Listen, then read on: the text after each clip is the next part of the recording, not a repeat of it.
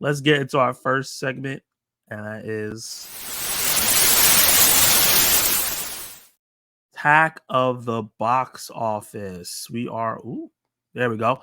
We're going to be breaking down what's going on in the box office right now and this past weekend. So I missed the Christmas weekend and the weekend after, but this is going to be talking about that third weekend when all those Christmas movies came out and some new movies as well. And see what's going on, what's the narratives, what's successful, what's failing. And then we'll get into the Nielsen top 10 and for movies and Netflix top 10. Frisky, what's up, man? Thank you for joining the live stream. Appreciate you being here, man. Yeah, it was messed up your voice. Okay, yeah, no background music. Good. Thank you for letting me know. What's up, Zach? Kenny, good seeing you. Good seeing you too, man. Frisky just dropped his top 10 movies of the year. Go check that out. Go check him out. Really, really great video. But let's get into this weekend box office. So the number one movie of the year well, technically, yeah, but the number one movie of this weekend is Wonka, and I'm pretty sure it's the third week in a row that it's been number one because I don't think Aquaman or Anyone But You or any of these movies unseated it. Maybe Color Purple. I don't think Color Purple. I think Color Purple might have unseated it, but it had a big drop, as we're going to talk about. But Wonka has been pretty steady, and as you guys know, if you saw the review for that movie on my channel, I loved it, and I think it deserves all the success that it has. It made $14 million this past weekend, only dropped at 37%, and it's still number one. This is fourth week in a row, and it made $164 million just domestically. That's really, really big, and I'm super hyped that that Wonka is doing so well for itself. It's not a blowout away hit, because it had a lot of competition that ate away from it, but it is still a hit. And this is a big for Timothy Chalamet because he also hasn't proven that he is a box office draw just yet. So this helps because his face was all over this and people showed up.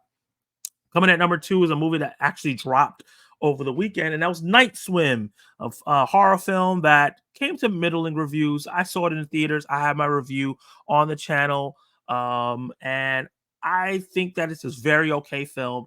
I think that it had an interesting, unique premise, but the execution was very basic horror. A lot of people are trashing the film, so I'm surprised that it even did this well.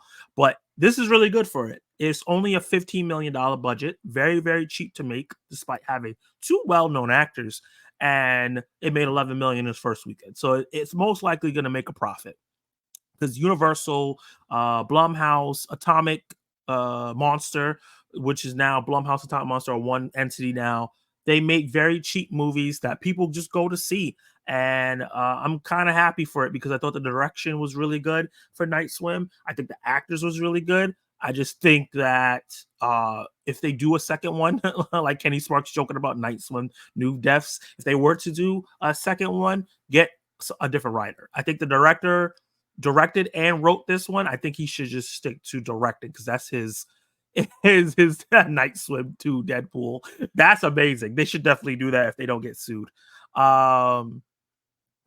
New Depths or The Deep End. I'm pretty sure there's a movie called Deep End already. But Night Swim, The Deep End is amazing. Actually, that sounds legit. Let's see what the chat has to say so far. I'm personally looking forward to seeing Zone of Interest. Gaffers knows supposed to film last year, and he thinks should have won the Palme d'Or. I don't know if I'm saying that correct, Chrissy. Yeah, I've been wanting to see Zone of Interest for a long time. It's just not coming to any theaters near me, and I live in New York. You'd think I would find some hole-in-the-wall art theater to show Zone of Interest, but I just haven't really seen it. It was almost feeling like a 2024 film. But just A24, is it A24? I think it might be. It might not. No, I don't think it's A24, but that's a movie that's really hyped about. I heard it's very experimental, very hard to sit through, not something you will rewatch, but I really want to check it out. And I know Gaspar knows your favorite director. Funny about Wonka. So my dog's name is Noodle. Didn't see the movie, but my mom and sister said I have to just because of how much they say Noodle the way we do to our dog. Noodle is the second best character in the movie. So yeah, and you should go check out Wonka. It's just a sweet, sweet, good-hearted Christmas movie, even though it's not a Christmas movie. And it's perfect. It really is perfect. Have you seen We T, beloved channel member? Thank you for joining the live stream. Greetings to you as well.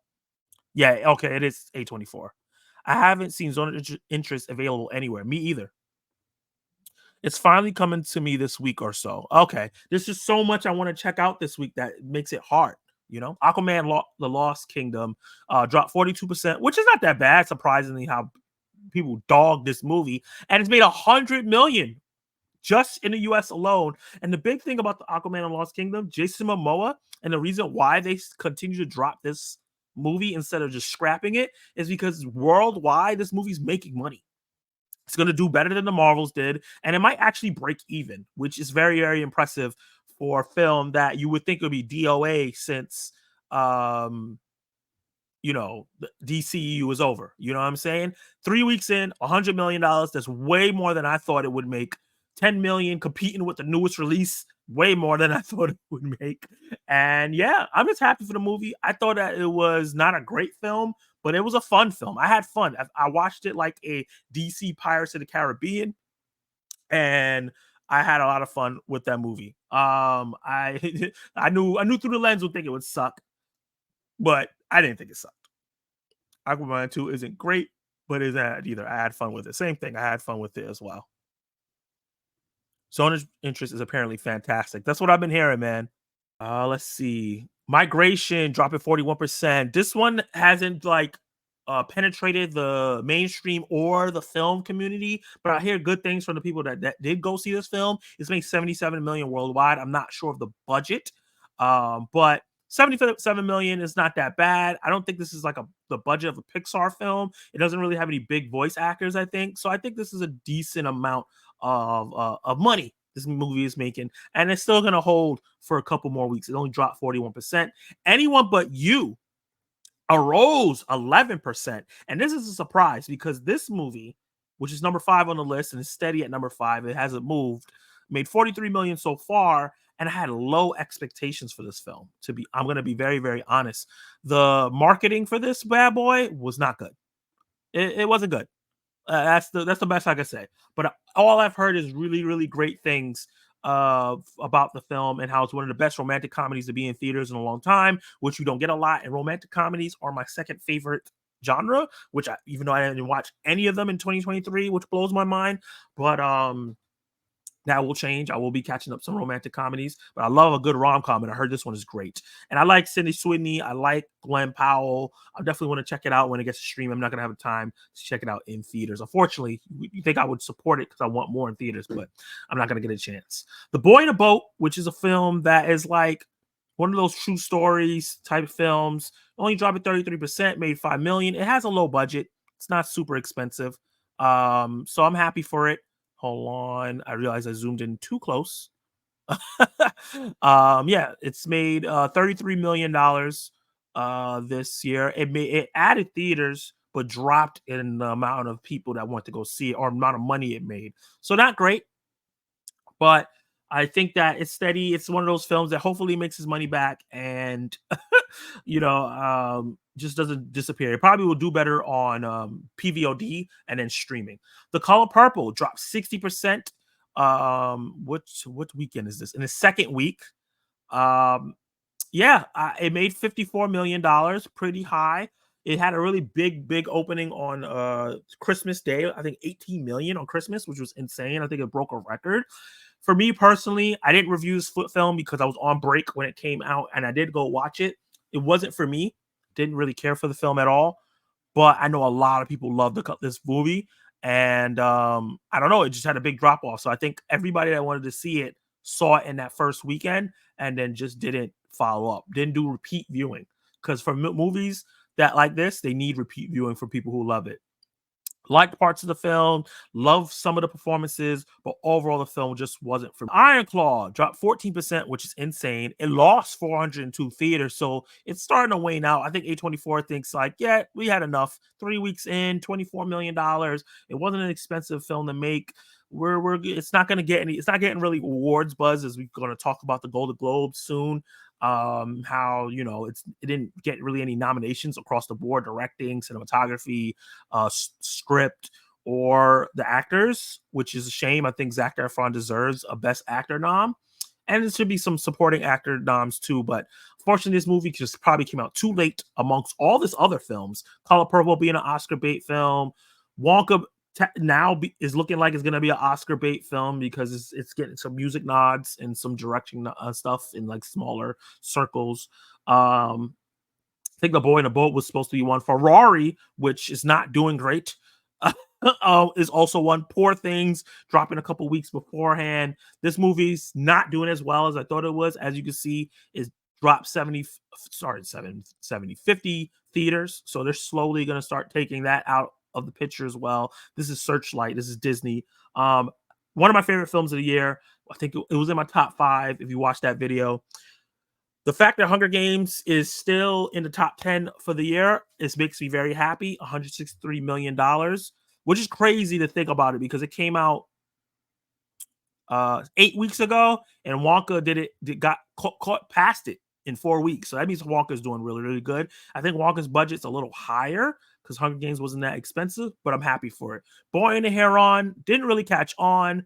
Like, I know the animated community likes it, and I know that like the film bros like it, but it doesn't look like it caught on to the mainstream. Only 39 million. It may make 4 million before they completely take it out. It's only in 910 theaters now, and he just dropped 30 theaters.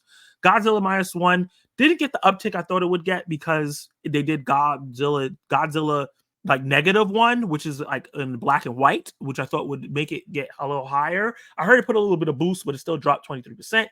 It's making 50 million. It was like a $15 million budget, maybe less, because they said that the 15 was an estimate. It might be 10. Smash hit. Godzilla -1. Great for international play. Great for the Godzilla brand. Trolls finally dropping out the top 10. It was in there for a couple weeks. Looked like it dropped maybe 2 weeks ago. And American Fiction, a movie that I really, really love. Kenny Sparks astute to that. He just saw it recently. It just added a couple more theaters and made some more money. And it's doing well on average for this small film, but a great, great film that spoke to me really well. And the rest of the films are a mixture of old films that's been in there. Zone of Interest, as we were talking about, another A24 film that's, doesn't look like it. Yeah, only 6 theaters. It's only played in 6 theaters. This bad boy has not got a wide release. So I don't know if they're going to make this a 2024 film, but it's up for the Oscars now. I don't know what's going on. But the rest of the films here, Fallen Leaves, another great movie I heard about. Memory, which came out last weekend, didn't get to check out. Saltburn, The Shift, a lot of these older films that are in smaller theaters that you don't see a lot. That's not making that big of an impact. Let me see what you guys are saying in the chat, and then we're going to move on to streaming. Spoiler alert, Iron Claw killed me. One of the saddest films I've seen. Yeah, man. When those particular scenes, when all I gotta say is, with the crutches, I was like, what is happening right now? Ferrari had good ideas, but they were dragged out too long, in my opinion. Man was so many better films, in my opinion. Man has so many. Okay, I can understand that. I haven't really heard. I heard some people say it was good, but I haven't heard many people say it was great. Anyone but you is great. I know. I saw your review. Great review of it too. Poor Things deserves to make a lot more money. One of the most unique films out there. Absolutely, but it's not in a lot of theaters. As you can see, where are we at? Poor Things only in 750 theaters. It's not a lot. And I think that people didn't know what the movie was about. Yorgos Lanthimos is not a director that is mainstream. I think this is probably his most mainstream film, and this movie is weird as hell. So I can see why it's not making as much money. But maybe the award play will get it up there. Migration budget is 72 million. My guy, Jesus, 72 million? That's a lot. Animation, it costs a lot. Well, so it went a little bit over, but that's not including marketing. So that's not great. American Fiction is brilliant. Facts. And then American Fiction is pretty decent. 7 out of 10. See, it's just very different. I don't think American Fiction comes out here until next weekend. Go see it, man. So good. Me towards it. Poor Things is excellent. It is. I actually pre-ordered Ferrari because it's supposed to come out in March. I'm Blu-ray, and I haven't seen it yet, but I really want to see it. I was gifted a Regal gift card, so expect some Regal movies this year. Nice. The Boy and the Snooze. Oh, no. Still alive. That's good to hear. So let's go. I added something else to my segments here. And that is, now I'm zoomed in. We're going to be talking about some streaming because I think that is important to talk about what's going on in streaming and how it affects the box office. What's distracting people from going to see the movies. So we're going to first talk about Nielsen, the Nielsen ratings. This one, there we go. Thank you. Technical difficulties live on air. Okay, so the Nielsen ratings. Nielsen is the leading people when it comes to getting pretty accurate streaming numbers. Obviously, they don't have Netflix and Prime Video and all these places. Like, they're not in there, but they find a way to get pretty accurate streaming numbers so you can kind of understand what is going on in streaming. And yeah, the only thing that's bad about Nielsen is that they're always a few weeks back. So as you're going to see, this is for the week of December 4th to 10th. So it's always a couple weeks back, but it's still a good look to see how things are going when you're looking at your favorite movies and how these things are affecting people's viewership. Like, why did this movie not do well? Well, because people are watching Leave the World Behind, the #1 movie that week, from December 4th to 10th by a large margin. And what is crazy, a lot of people talked about this film, so it makes sense that it is doing so well. Netflix continuously dominates these charts. No matter what they put out, whether people like it or not, people watch Netflix content over everyone else. That's why the #1 streamer. And Leave the World Behind had a star-studded cast. I heard that it's a great movie to some, not great so movie to others because of the ending. Still haven't seen it yet. Definitely want to go check it out.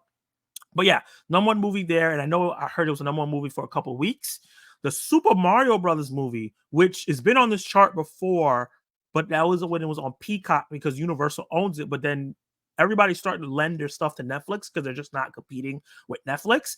And it did banger on Netflix. Look at that. Super Mario movie, the second biggest movie to come out that week on Netflix, really close to Leave the World Behind. Not close enough, but close enough that it's the #2, which is pretty huge. Then there's Candy Cane Lane, Prime Video, get it on the board, which a lot of their movies don't. Eddie Murphy doing a great job of starring in that film. And I heard it's actually a really great Christmas film. Family Switch, another like Christmas holiday film that Netflix dropped.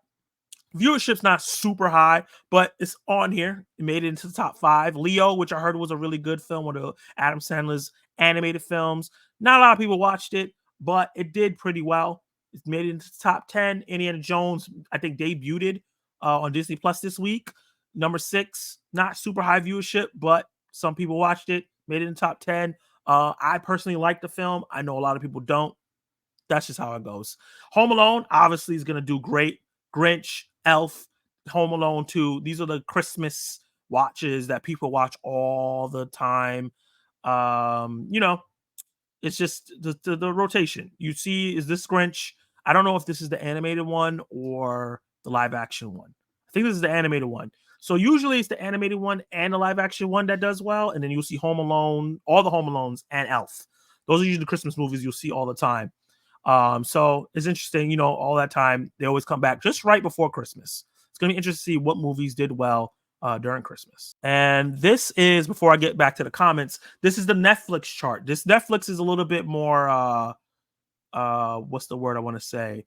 They're more up to date, faster. This is for last week up until January 7th. I think, let me look at my calendar. That is Sunday. Yeah. So they go from Monday to Sunday. So this is on Netflix charts. What was streaming on Netflix? Equalizer 3, not a runaway hit, but a great hit on Netflix, a Sony film, because Sony does their deal with Netflix because they don't have their own streamer. Rebel Moon, very, very soft. It climbed from 3 to 2. But yeah, soft. It wasn't as big as I thought it was going to be, but understandably, the movie wasn't as great as it should have been. In its 5th week, Leave the World Behind, not the #1 film, dropped in some ratings down to 7,900. We'll see on Nielsen's chart if that's accurate because Netflix be fudging the numbers a little bit. But Leave the World Behind still in the top 3. Exodus, Gods and Kings. Who's watching this? Why was this? Sometimes you'll see certain stuff on this list and like, oh, I know why people are watching this because this film came out. Like Aquaman. People are watching Aquaman because Aquaman 2 came out. So they were like, let me watch Aquaman 2 again. Super Mario Brothers, once again, we saw doing well when it first came out a month ago on the platform. Leo's still here. Those Who Wish Me Dead was a Max original movie, or I think it came out in theaters, but I think it streamed on Max at the same time. This is Warner Brothers dropping a film on Netflix, and it did okay. This wasn't a huge movie, but I liked it. And then new movies, Bitcon did okay. Chicken Run, Dawn of Nugget, which I still have to see in its 4th week, did okay. But the big thing is Equalizer 3, Rebel Moon, and Leave the World Behind are the things here. But X's got and Kings. Who's watching this? Who in my chat is watching this movie? Why?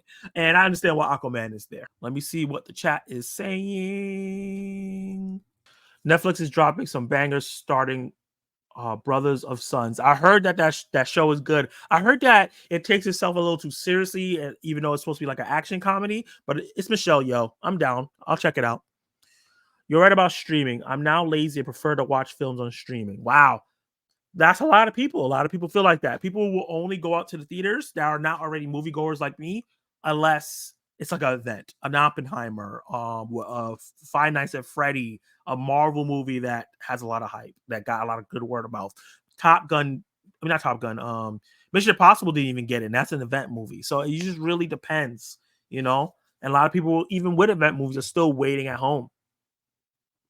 Is there any information about Paramount Plus? Because I've heard Paramount Plus is not doing good and they might have to sell it to HBO Max. So Paramount Plus is, from the rumors, because it's all rumor mills and there's nothing confirmed, but it's looking like the streaming service is not good. It's not about Paramount Plus. It's just Paramount as a company. They're not going to just sell the streaming service. The whole company as a whole is not doing as great as they want, especially with Tom Cruise Mission Impossible film looking like it's going on a down end. Paramount Universal usually has like a lot of small hits, but I don't think they have any big franchises that can keep them afloat each year. I think Top Gun was huge for them, but they haven't had anything like that since. They have Trolls, which is a small hit. They always drop a little small hits here and there, but for whatever reason, they're not staying afloat, and Paramount Plus is not hitting like they thought they would, and they're putting money into it. So the rumor was that Paramount was going to fuse with Apple TV Plus, but now it's saying that Paramount Plus was going to fuse with Apple TV Plus, but now it looks like Paramount, the company, is going to be fusing with Warner Brothers. I saw that movie twice, still left confused, Leave the World Behind. Oh, I got to check it out. Family Switch was great. Okay. I need to do more streaming reviews. It's really easy to sit home. You don't have to travel. You get the review out fast. Leo is great. Very heartwarming. Got to check it out. Sad to see Leo's did terrible. Yeah, it didn't do awful. It was still in the top 10, but it just wasn't a runaway hit. It made it onto the chart. There's a lot of movies that don't make it on the chart, so don't feel too sad. Dello Movies, what's up, man? I'm going to be seeing you live tomorrow. I'm going to be ranking the DCEU. That's going to be very interesting. I love the combo of Adam Sandler and Bill Burr. Yeah, that's a very interesting combo. If you like Equalizer 3, you will love Beekeeper. I liked Equalizer 3. I didn't love it, but I liked it. It was way more brutal than the first two, though. Those Who Wish Me Dead was really good. Yeah, I liked it too. I thought it was really good as well. My dad enjoyed Those Who Wish Me Dead. Yeah, I enjoyed it. Chicken Run 2 was meh. Oh, damn. That sucks to know. I would, if I had time. I have so many other things to watch. I've been actually trying to find 4K, but it's really difficult. It was overpriced to buy. Yeah, the 4Ks are really expensive. I just had to spend a lot of money to get Oppenheimer Steelbook because it's just insane. I need to check out Brothers and Sons. Did you hear about Tom Cruise and WB? More about that later. I'm pumped to see Beekeeper. Equalizer 3 is easily the most brutal of the franchise. Easily. Oh my God. That first scene, they just showed you this is what you're in for, and it didn't stop. Every action scene was just brutal. Fun to check out. So that'll be the end of Attack of the Box Office. We saw all the things that are doing well. Which movie of yours is doing the best? Drop all your comments down below if you're watching this on replay or when I cut it out separately, and let me know what information you want to see or hear about in my next Attack of the Box Office. Now,